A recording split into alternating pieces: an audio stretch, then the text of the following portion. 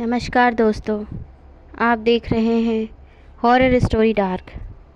चलिए आज की कहानी की ओर बढ़ते हैं। रिया हर साल छुट्टियों में अपनी नानी के घर जाती थी और वह उन दिनों को हमेशा इंतज़ार करती थी जब वह अपनी नाना नानी के पास जाकर ढेर सारी कहानियाँ सुनती, खेतों में खेलती और पुराने बरगद के नीचे घंटों बैठकर गांव की ताजगी को महसूस करती। यह साल भी वह बड़ी उत्सुकता से इंतज़ार कर रही थी, लेकिन इस बार कुछ अलग था। रिया के पापा ऑफिस में व्यस्त थे और उन्हें घर आने में देर हो गई। उनका कहना था कि वे कल सुबह निकलेंगे, लेकिन रिया का मन नानी से मिलने के लिए बेचैन था। उसने ज़िद करनी शुरू कर दी कि अब ही चलें, चाहे जैसे भी हो। उसकी मम्मी ने कहा, अगर पापा ने कहा है तो हमें कल चलना चाहिए। लेकिन रिया ने कुछ नहीं सुना और आखिरकार पापा को अपनी ज़िद के आगे झुकना पड़ा। वह रात करीब 8 बजे की बात थी जब रिया, उसकी मम्मी और पापा गाड़ी में बैठकर अलीगढ़ से नानी के गांव के लिए चल पड़े। रास्ता सुनसान था, चारों ओर घना अंधेरा था और सड़क के किनारे के खेतों में हल्की सी हवा भी नहीं चल रही थी। वे तीनों खामोशी से गाड़ी में बैठे थे। पापा गाड़ी चला रहे थे और रिया खिड़की से बाहर देख रही थी, जबकि उसकी मम्मी रेडियो पर कुछ गाने चला रही थी। अचानक रिया ने महसूस किया कि गाड़ी की रफ्तार कम हो रही है और फिर एक ज़ोर का झटका हुआ। गाड़ी बंद हो गई। पापा ने इंजन को स्टार्ट करने की कोशिश की, लेकिन गाड़ी फिर भी नहीं चली। क्या हुआ? रिया की मम्मी ने घबराकर पूछा। पापा ने गाड़ी का बोनट खोला और देखा, कुछ नहीं, बस थोड़ी तकनीकी परेशानी है। लेकिन उनका चेहरा चिंता से भरा हुआ था। रिया की मम्मी ने कहा, हम अब क्या करेंगे? रिया को समझ में नहीं आ रहा था कि पापा इतने घबराए क्यों हैं। पापा, हम कब तक यहीं खड़े रहेंगे? रिया ने पूछा। पापा ने गहरी सांस ली और कहा, कुछ देर में ठीक कर लेते हैं। लेकिन अब अंधेरा और भी गहरा हो गया था। यह एक ऐसी जगह थी जहां दूर दूर तक कोई घर नहीं था, ना कोई रोशनी दिखती थी और ना ही कोई आवाज़ आती थी। बस हवा का हल्का सा शोर और घने जंगल के बीच से आती सीटी जैसी आवाज़ें सुनाई दे रही थी। कुछ मिनट बाद पापा ने फिर से गाड़ी स्टार्ट करने की कोशिश की, लेकिन इस बार इंजन भी किसी तरह का जवाब नहीं दे रहा था। हमारा फ़ोन भी काम नहीं कर रहा, पापा ने परेशान होकर कहा। सिग्नल नहीं आ रहे हैं। यह सुनकर रिया के मम्मी की आंखों में डर साफ दिखाई दे रहा था। वह गाड़ी से बाहर झांकते हुए बोली, पापा, यहाँ कोई नहीं है, हमें मदद के लिए जाना होगा। रिया का दिल तेज़ी से धड़कने लगा। उसने खिड़की से बाहर देखा तो उसकी आंखों के सामने कुछ हल्का सा हिलता हुआ दिखाई दिया। यह एक साया था जो धीरे धीरे गाड़ी के पास आता हुआ प्रतीत हो रहा था। रिया ने घबराते हुए पापा से कहा, पापा, कोई है, देखिए वहाँ। पापा ने चुपचाप गाड़ी का दरवाज़ा लॉक किया और धीरे से कहा, चुप रहो, कुछ नहीं है। लेकिन रिया का डर बढ़ गया था।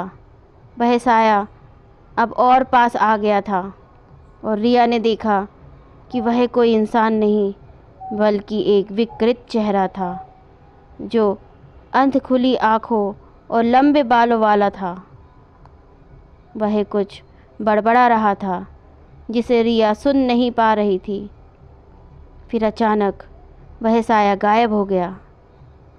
रिया ने चिल्लाकर अपनी मम्मी से कहा, मम्मी, उस आदमी को देखो, वह घूर रहा है हमें। उसकी मम्मी का चेहरा सफ़ेद पड़ चुका था, लेकिन वह कुछ नहीं बोली। पापा ने फिर से गाड़ी स्टार्ट करने की कोशिश की, लेकिन अचानक गाड़ी के बाहर से एक ज़ोर की आवाज़ आई, जैसे किसी ने गाड़ी को ज़ोर से धक्का दिया हो। पापा घबराए हुए थे। क्या था वो? उन्होंने मम्मी से पूछा। तभी रिया की मम्मी ने खिड़की से बाहर झांका और देखा, एक लंबा सा कटा हुआ पेड़ गाड़ी के पास गिरा था। वह पेड़ बिल्कुल ही अजीब तरीके से गिरा था, जैसे किसी ने जानबूझकर उसे गिराया हो। रिया ने तुरंत कहा, यहाँ कुछ तो गड़बड़ है। तभी गाड़ी के पास कुछ और आवाज़ें आईं। यह आवाज़ें लगातार बढ़ती जा रही थीं, जैसे कोई कदमों से आ रहा हो। रिया का दिल अब और ज़्यादा डर से भर गया था। रिया के पापा ने गाड़ी की लाइट को तेज़ कर दिया, लेकिन लाइट्स अचानक बुझने लगी, जैसे अंधेरा और गहरा हो रहा हो।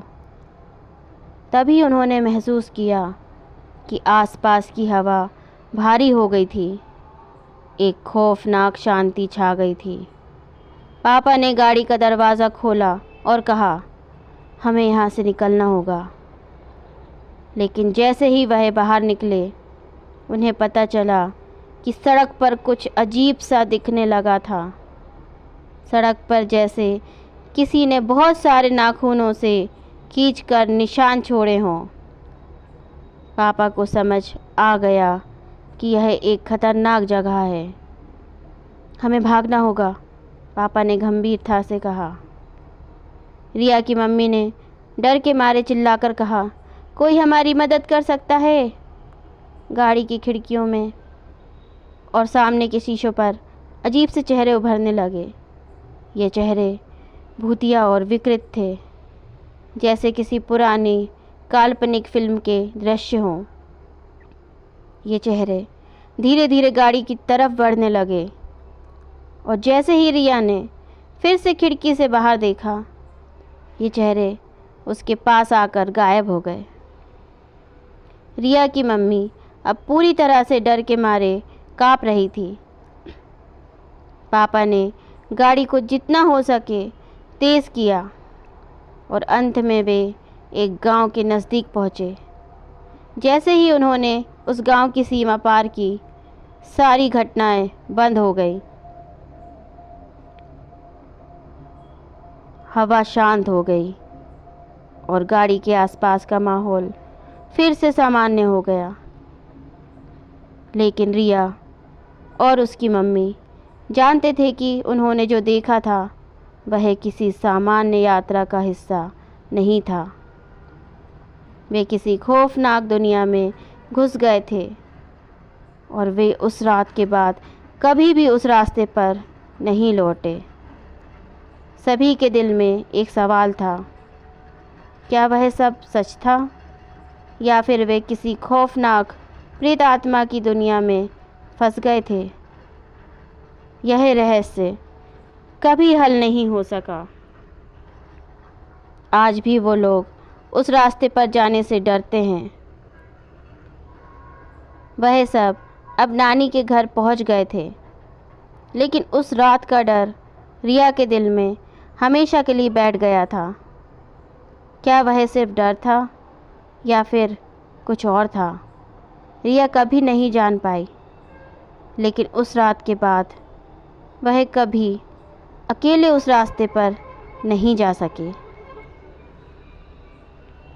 कहानी अच्छी लगी हो तो लाइक, शेयर एंड सब्सक्राइब करें। धन्यवाद।